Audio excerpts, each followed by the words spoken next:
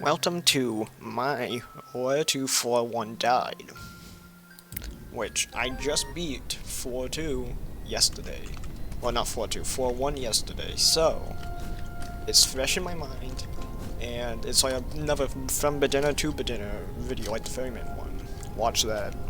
So first, we gotta get to the generator, so just follow what I do in this time lapse.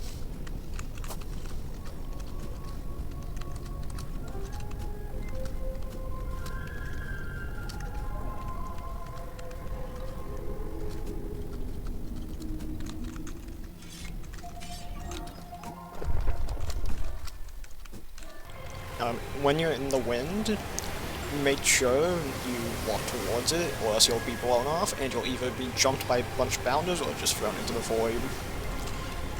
And then also, if you bring down leather boots, you can, and some unbuilt obsidian, you can grab some Dale Lats and craft the Union boots that will stop you from being thrown off the edge. But you will still be affected by the wind. You can also do the talent Brick Wall, I believe, to stop it.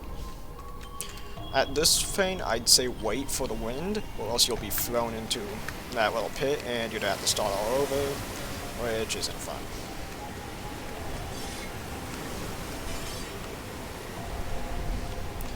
Now you're just gonna jump over and slide on down. And remember, your light hook is only gonna have 20 minutes on it, so unless you're trying to wipe, or well, I mean, you could do it without the light hook, but it's way more easy for a new player to get used to it with the light hook. But you will get echoes if you beat it without the light hook, so that's a good thing to know. And to get to the generator over here, you're gonna have to fight the Bone Keeper, which isn't too hard of a fight.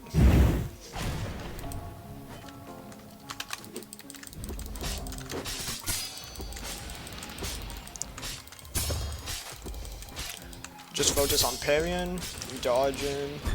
Remember, you can't dodge Thankful Thread.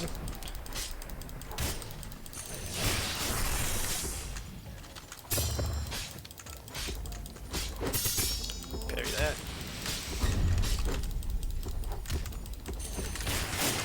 And there you go.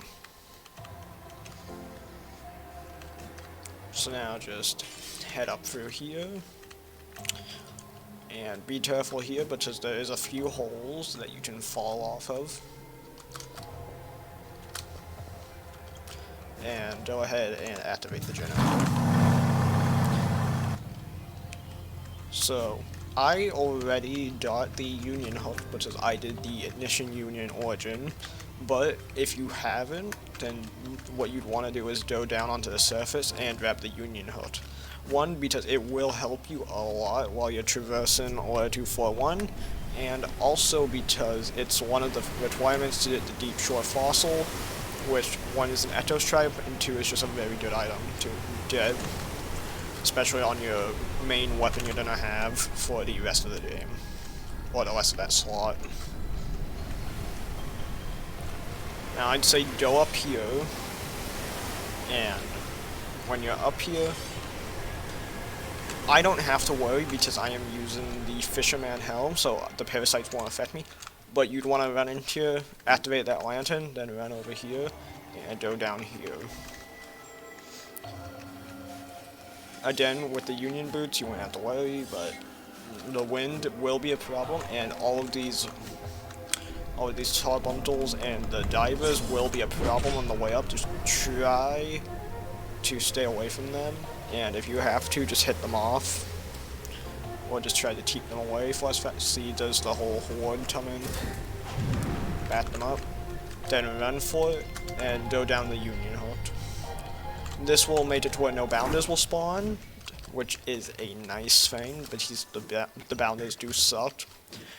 And on that brings me into my next topic, armor. Conserve your armor for the chaser fight. You will need it. Armor is severely underrated on how much damage you actually take when you don't have any armor. So, a bounder or a bone keeper to spawn right there, just run past it, and you'd have to get the spear on your first run. I haven't. This is more for people who have already did everything up to Chaser fight and just haven't beaten Chaser yet. So more like your second run if you haven't. And then you're gonna want to go up here and you're gonna enter the Fairfire village and run past him and talk to this guy up here, and he's gonna open up the gate towards Chaser. So talk to him, and then run back. What 2 is just about a bunch of small little tasks that you we need to get up there. Then go back into the taverns. Run past these guys. Try not to fall in the parasite nest down there. Run this way. The doors will be open. Now, don't talk to that guy, but what you can do is you can jump between these, and that will lower the amount of bounders you're gonna have to run past. So jump on those. You can't jump on that one, so just jump past it and keep moving. There's all the bounders. Just run past them. They shouldn't cause you too much trouble if you just run past them and don't get hit. If you do get hit, you might just get swarmed, and if you don't have a light hook, that's the end of your run. Now, you can go either both ways, but I know the route easier for this one. Be fast when you're on these, or else you can fall. Run past that bone keeper. Because all of this like little rock stuff will break. If you need a health pack or some natural or more armor regen, you can fight the toy bundles there. Try not to get hit off by that guy. Jump over him. Go on these, and then stuff like that gets you killed. Try not to get stuff on the rocks. You will die. Run up here. Climb up this. Dash. There's gonna be some stalactites here. Just climb up before any of them fall down, and you'll be fine. You are almost there. You're almost to Chaser. Run across these. Climb up here. There's gonna be another bone keeper here. Just try not to get hit off, because you are in the home stretch. He's gonna dash off, and he's fallen to his death. So now we're at Chaser. You can hit Chaser first. He will hit you if you let him finish his dialogue, so don't let him finish his dialogue. Hit him first, then run back. Now, I'm gonna wait for his first attack, which is gonna be these, which you can just jump over.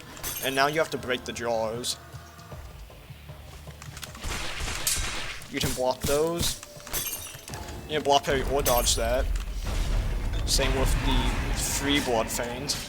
Now, put bloodless gems on all of your mantras, as well as, even though vampirism isn't as effective on Chaser, you can still use it, and you will conserve a bunch of health during this fight, which is really good when trying to learn it. That move I didn't hear, but just when you hear the unparryable sound, dodge. The stalactites, they do a bunch of damage. Do not let any of them hit you. He's gonna fall, and you can only hit him when he's down, so make sure you are only trying to hit him when he's down.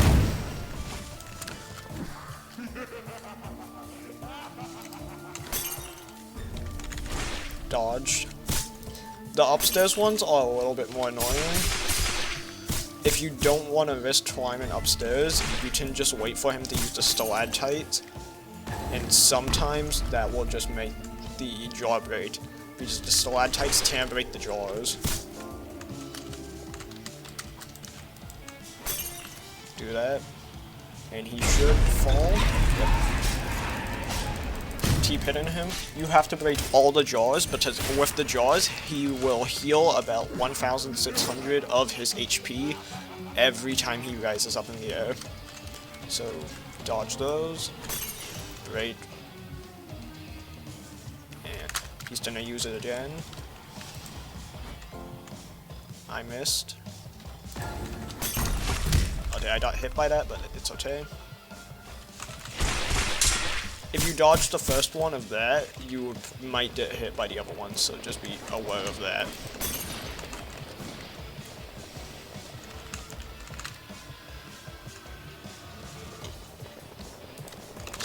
stalactites. Just ooh. Okay, that was a direct hit, so that isn't very good. And he's fallen. So try to just do as much damage so you can get all your health back. You can also spit on him, which will give you some of your health back if you don't have enough bloodless gems. But with new stuff like the submarine hollow, you should have a lot of bloodless gems just in your possession if you're planning to do like chaser and stuff. There's the stalactites, which might destroy the one up there, but I think that's actually in a spot which he does not get affected by the stalactites. So I'd wait for him, but a lot of the times he will use his big grabby move on you when you're trying to climb up. And remember, he will not come down until all of them are gone. We're gonna wait for him to attack. Okay, he's using the stalactites, so that gives us plenty of downtime to hit those and come down and fight. I just used my taunt, and I got my health back for that. Vampirism isn't as good against him. I blocked that, so that was a mess up on my part. Jump over all of those. Attempt to break that. You can wait for the stalactite for the one up there. So I think that's what I will do is wait. Remember, you still are on the light hook time limit, so just be careful and be mindful of that. Okay, there's the stalactites. I'm just gonna shot on the corner, and that jaw should be broken, and he will fall. The jaws are randomized, so it's not gonna be the same every run. Look out. Now, he broke the ceiling, so now the stalactite move can never be used again, which is going to help you out. Dodge all that. Well,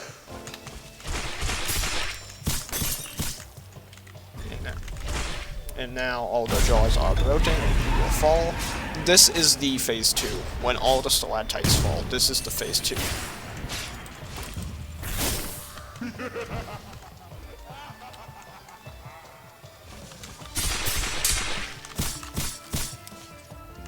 You can block a lot of these moves if you just have a good shield or a lot of posture, so you don't always have to risk missing your parries.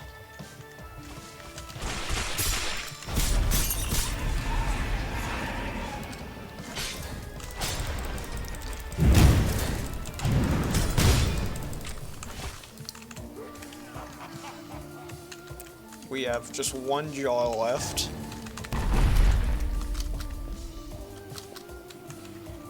Okay, he's using that move. So now all the jaws are broken. When he laughs like that, he's gonna use a bunch of moves in a rapid manner. Just try not to take too much damage from that, because you will need your health on the final phase, which we will talk about when we did the...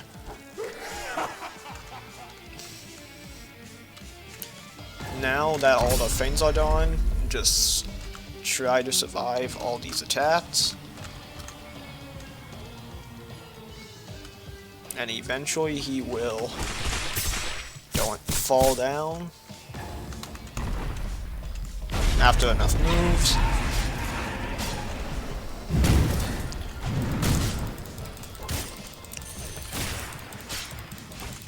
A thing I used to do when I didn't know the bloodless gem technique is, if you're playing Flame Charm like me and you have Phoenix Flame, when he's down, use Flame Within and burn yourself. And you will regain 50% of your health if you are almost dead. I just got hit by all of that. If one of those hit you, it's all of them are confirmed to hit. I am really starting to mess up here. We'll use Ardor Stream to do more damage to him. Flame Palm.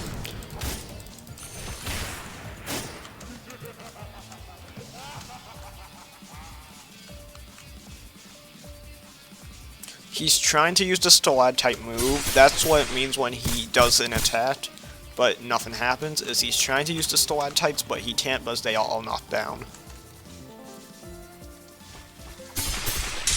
Blocked all of those. He's gonna fall, and we can start hitting him again.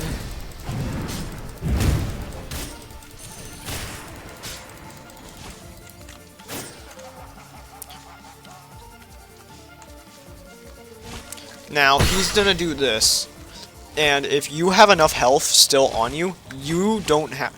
Normally, you'd have to go in the middle, and that would stop you from taking damage, but if you have enough health, you can just stand outside the circle, and he will eventually kill himself. With about one more slam, he will fall through the floor, and you will win. Now, you could go down there to go to where to floor 1, or you can go into that light hook over there and go back to the surface. So that is how you beat where to floor 1 with some easy, simple steps. Thank you.